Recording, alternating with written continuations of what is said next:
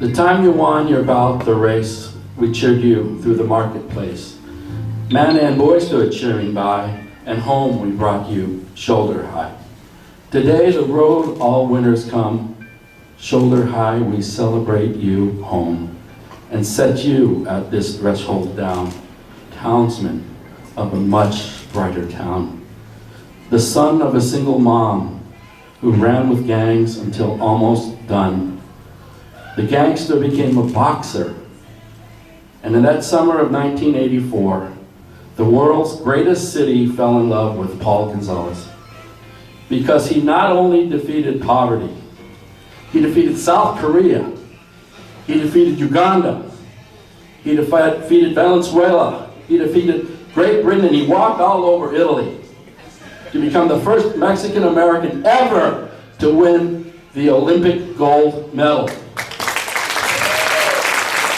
Ladies and gentlemen, if you please stand up, please, and celebrate home. ELAC alumnus, gold medal winner, Mr. Paul Gonzales.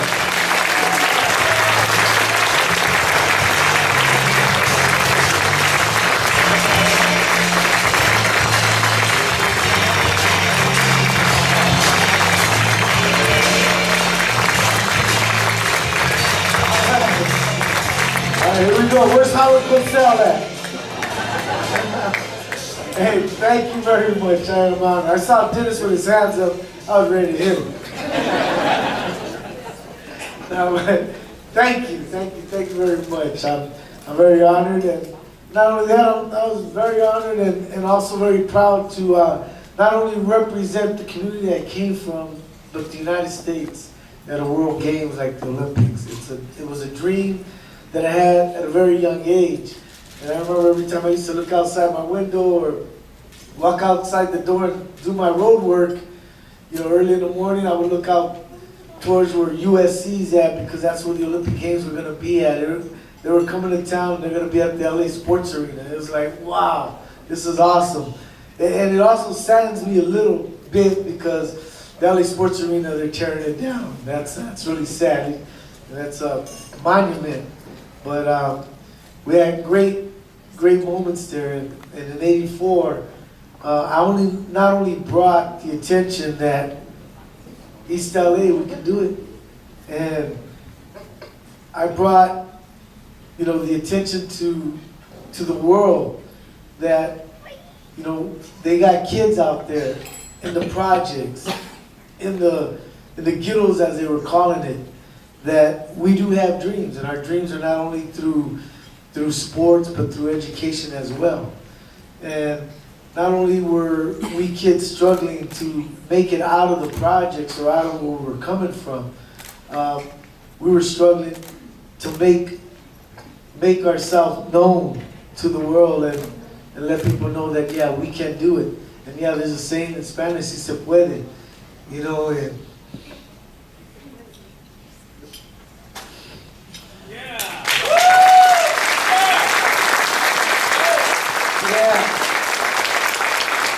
see what you started, Mike?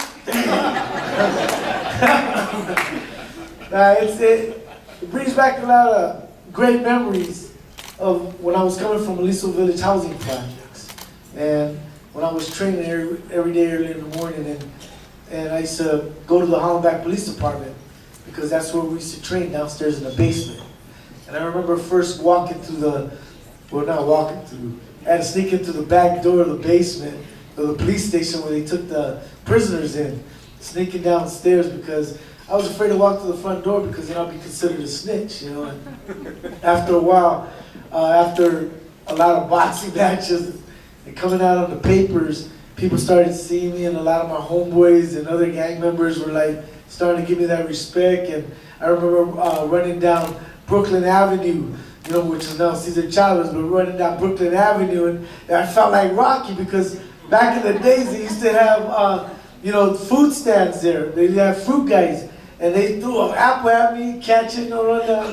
It was like, wow, I was an East LA Rocky, It was cool. It was really fun running through there, and then you go right by Big Buys, where it was at.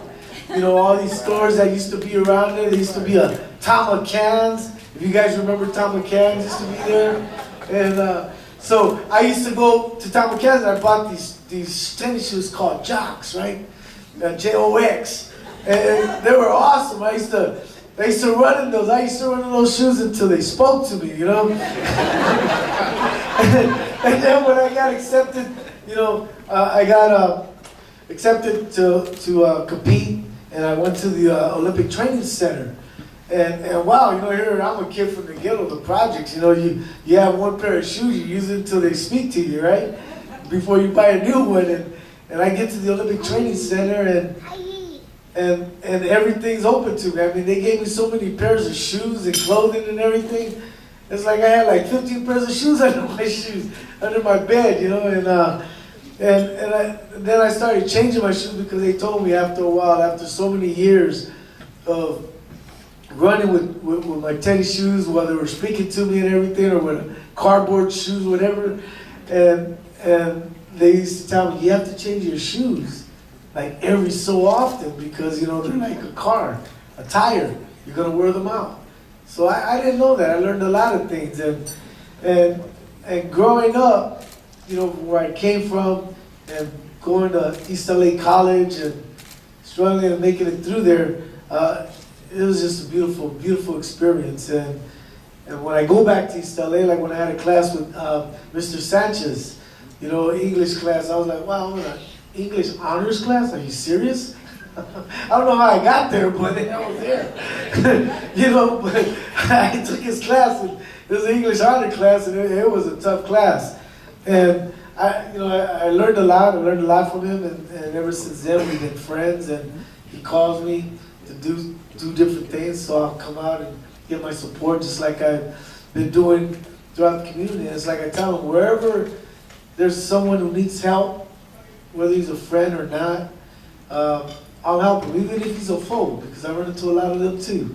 You know, people that I used to run from. You know, my memory of going from ELAC to the Roosevelt and Garfield game was walking back and going to the projects. You know, it's like you weren't walking, you were running, because I'm from Roosevelt. You know, you gotta run.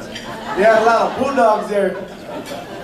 You know, and so, you know, it was great memories and great fun, and I know a lot of you have experienced it, especially when you go back to the Roosevelt Garfield game, and when they took it to the Coliseum. It was awesome. We didn't fill it up, but it was good. You know, at least we gave the young guys that were playing for East LA and also Garfield that sense of them being there. Was like them playing in a professional football game. You know, so they left out of there, I bet you, on cloud nine. And when I saw it, it was awesome. It was beautiful. And going back there also brought back memories of me being there in the Olympic Games in '84 and being on top of Roddy Gaines' shoulder, and he took me all the way around the whole Coliseum on top of his back, just carrying me around, you know, and it was awesome. And I'm going through there carrying my gold medal, you know, because what did I represent? I represented where I came from. I represented East LA. When everybody said that a kid from East LA couldn't do it. Surprising.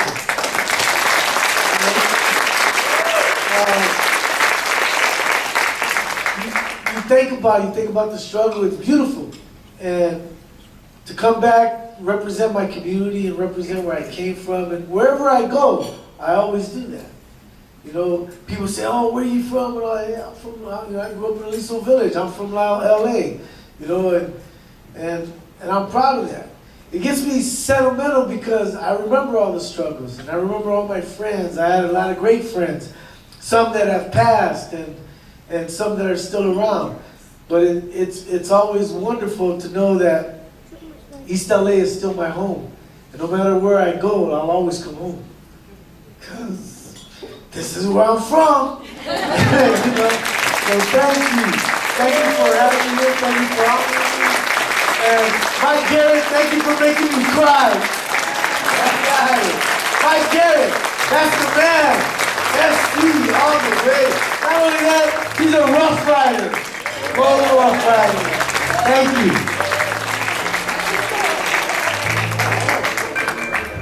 Good job, Paul. Yeah, let's give it up, Paul. Let's give it up. Yeah.